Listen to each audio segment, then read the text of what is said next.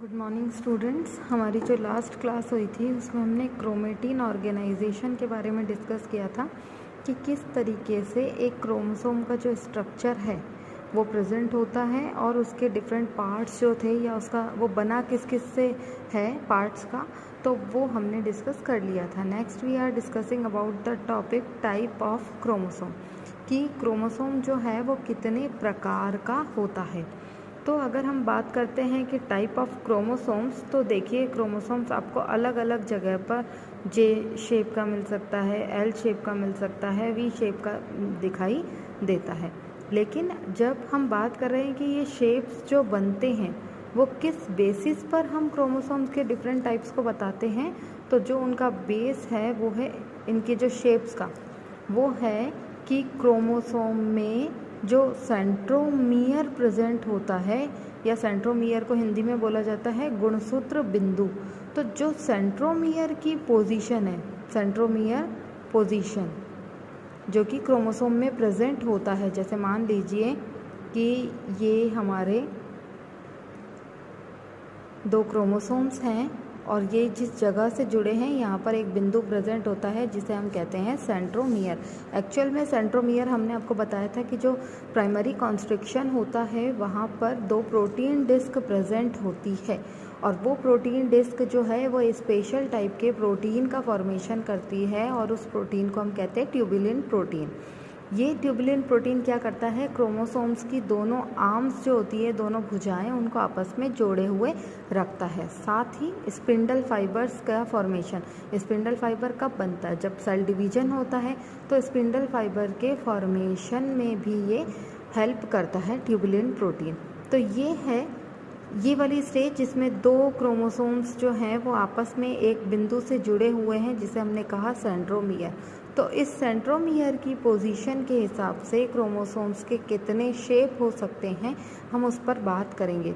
दूसरी बात कि क्रोमोसोम विजिबल किस स्टेज में होते हैं, तो क्रोमोसोम जो है ज़्यादा विजिबल स्टेज जो है वो है मेटाफेज की स्टेज। ज़्यादातर हम मेटाफेज में इनको स्टडी कर पाते हैं, और अगर हम मेटाफेज में स्टडी ना कर पाएँ तो हम एनाफेज में स्टडी कर सकते हैं। वैसे हम लोग मोस्ट 99% जो स्टडी की जाती है वो मेटाफेज में ही की जाती है। जैसे मान लीजिए अगर इसका एनाफेज पोजीशन मतलब होगा तो क्रोमोसोम सेपरेशन होगा, और उसमें सेपरेशन में क्या होगा, ये जो सेंट्रोमियर वाला रीजन है ये डिवाइड हो जाएगा। इसके डिवीजन होने से 2 क्रोमेटिड्स का फॉर्मेशन हो जाएगा इस तरीके से। तो ये क्या है, ये क्रोमेटिड्स हैं। लेकिन अभी क्या हुआ है, एनाफेज केस में सेंट्रोमियर डिवाइड हो गया है, इसलिए 2 गुणसूत्र बिंदु यहाँ पर बने हैं।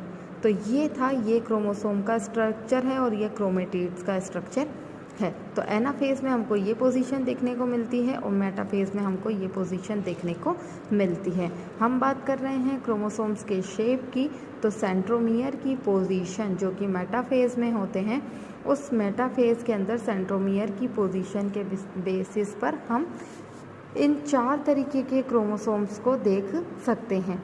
फर्स्ट है telocentric type of chromosome, then acrocentric type of chromosome, then submetacentric type of chromosome, और लास्ट है मेटासेंट्रिक टाइप ऑफ क्रोमोसोम। देखिए टीलोसेंट्रिक जो पोजीशन है, इसमें जो भी हमारा सेंट्रोमियर है वो हमारे टॉप पर प्रेजेंट होता है, और जो क्रोमोसोम है उसकी एक आर्म है वो इस तरीके से प्रेजेंट होती है। तो टेल वाले रीजन पर सेंट्रोमियर की पोजीशन है, इसके कारण क्रोमोसोम कैसा दिखाई देता है, रॉड शेप का दिखाई देता है।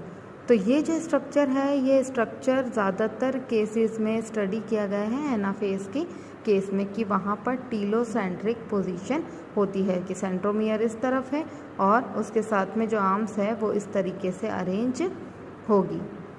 Then second type of chromosome है हमारा एक्रोसेंट्रिक। एक्रोसेंट्रिक में जो सेंट्रोमियर की पोजीशन है वो एक आर्म तो इस तरह से प्रेजेंट होती है, देन एक इस तरीके से, और यहाँ पर एक आर्म क्रोमोसोम की प्रेजेंट होती है। तो सेकंड आर्म जो है वो बिल्कुल नेग्लिजिबल होती है, बहुत ही छोटी प्रेजेंट होती है, और उसके साथ ये जो क्रोमोसोम का सेकंड आर्म है वो इस तरीके से आपको अरेंज दिखाई देगा। तो इस कंडीशन को हम बोलते हैं एक्रोसेंट्रिक टाइप ऑफ क्रोमोसोम, जिसमें एक आर्म बहुत छोटी है और दूसरी आर्म जो है वो बड़ी है।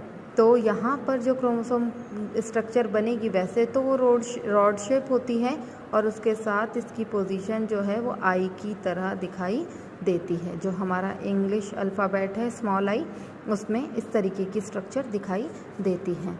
देन नेक्स्ट है हमारा सब मेटासेंट्रिक टाइप ऑफ क्रोमोसोम। सब मेटासेंट्रिक टाइप ऑफ क्रोमोसोम में जो सेंट्रोमियर होता है वो उसकी पोजीशन सेंटर में ना हो करके थोड़ा सा लेफ़्ट और राइट हो सकती है, जिसके कारण एक आर्म जो है वो थोड़ी सी छोटी बनेगी और दूसरी आर्म जो है वो थोड़ी सी बड़ी बनती है। तो ये हो गई सेंट्रोमियर की पोजीशन, जो कि सेंटर से थोड़ा सा दूर होती है। तो ये दोनों आर्म्स है क्रोमोसोम की और ये सेंट्रोमियर की पोजीशन है।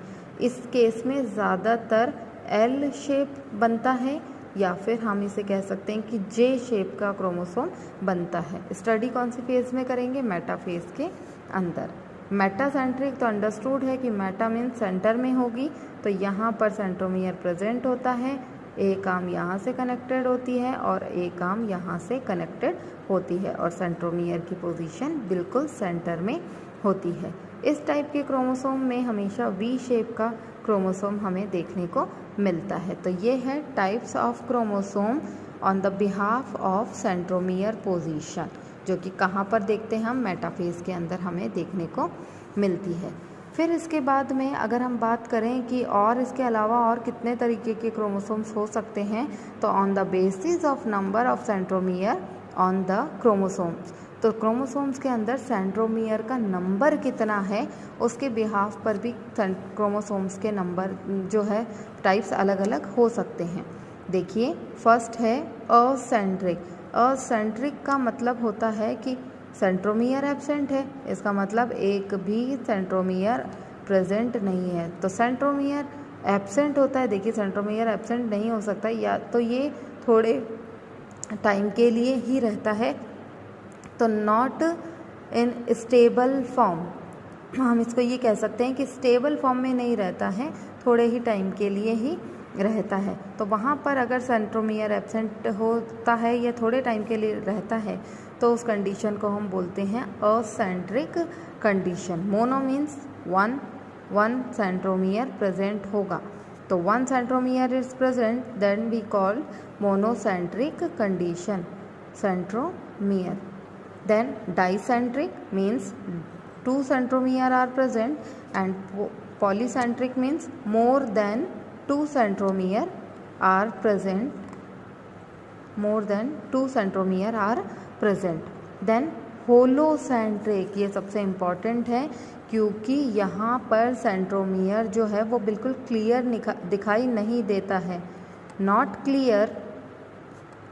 और किस तरीके का होता है? डिफ्यूज्ड टाइप का होता है, नॉट क्लियर, डिफ्यूज टाइप का सेंट्रोमियर होता है।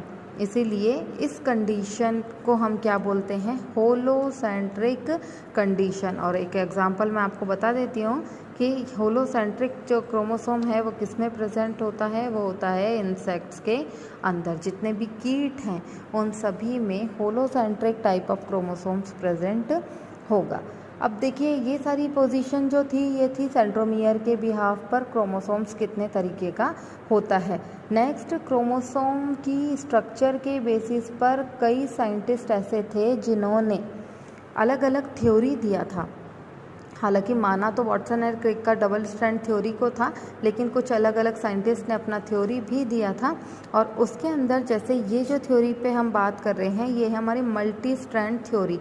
रिस ने दिया था ये थ्योरी, रिस ने ये थ्योरी दी थी मल्टी स्ट्रैंड थ्योरी, और उसने ये बोला था कि क्रोमोसोम्स जो है वो डिफरेंट यूनिट मेम्ब्रेन थ्रेड के यूनिट थ्रेड लाइक स्ट्रक्चर से मिलकर के बना हुआ होता है।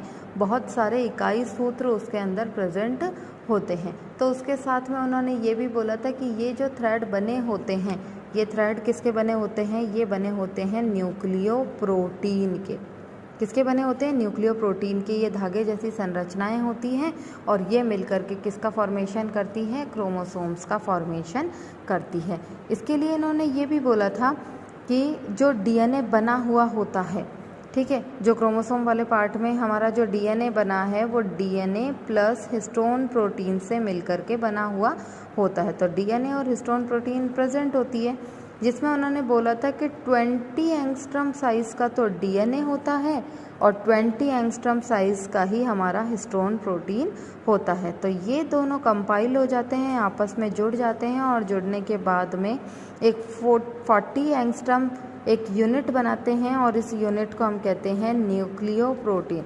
तो ये एक सिंगल थ्रेड की बात की जा रही है कि एक सिंगल थ्रेड जिसे हम क्या कहते हैं, न्यूक्लियोप्रोटीन फिलामेंट या न्यूक्लियोप्रोटीन फाइबर, जो कि इसका साइज़ कितना होता है 40 एंगस्ट्रम तक का होता है।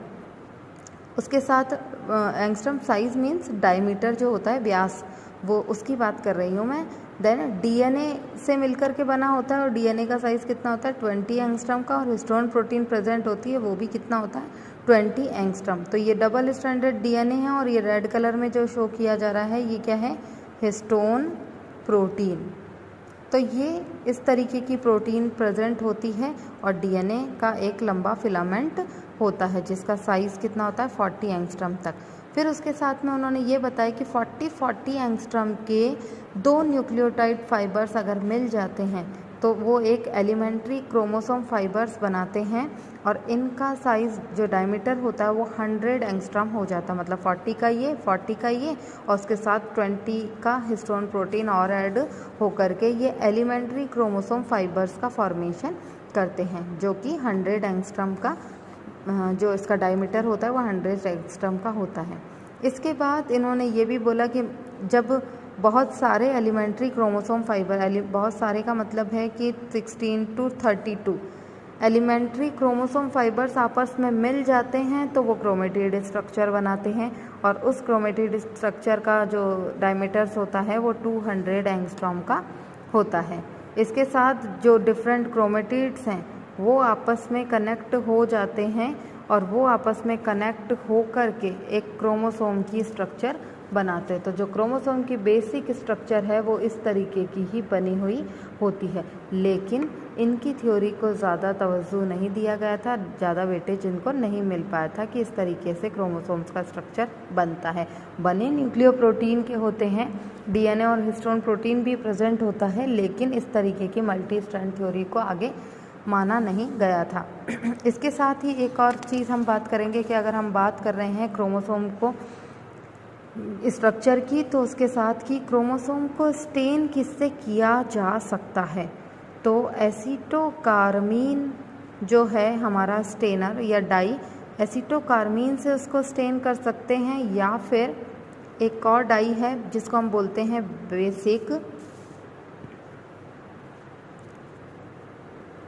फ्यूस्चिन जो है वो डाई है, और वो डाई जो है वो हम क्रोमोसोम्स को स्टेन करने में काम में लेते हैं। तो जब क्रोमोसोम को स्टेन करने में काम में इस तरीके की डाई को लिया जा रहा है तो डाई के यूज़ कर, इज़ इट विजिबल और नॉट, यस, तो जो ये डाई यूज़ की जा रही है उससे क्रोमोसोम स्टेन होंगे, और स्टेन कर रहे हैं इसका मतलब कि कलर उन पर आ जाएगा। जब ये इस तरीके का कलर स्ट्रक्चर बन जाएगी तो उसमें हमारे स्टेनिंग के बिहाफ पर 2 टाइप्स ऑफ क्रोमोसोम्स होते हैं। The first one is 2 type of chromosome नहीं, 2 type of staining chromosome. First one is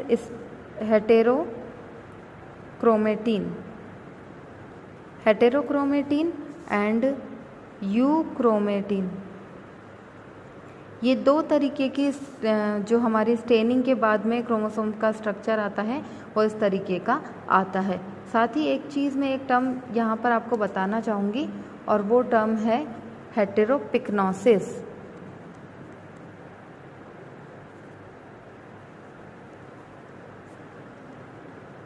हेटेरोपिक्नोसिस, what is हेटेरोपिक्नोसिस?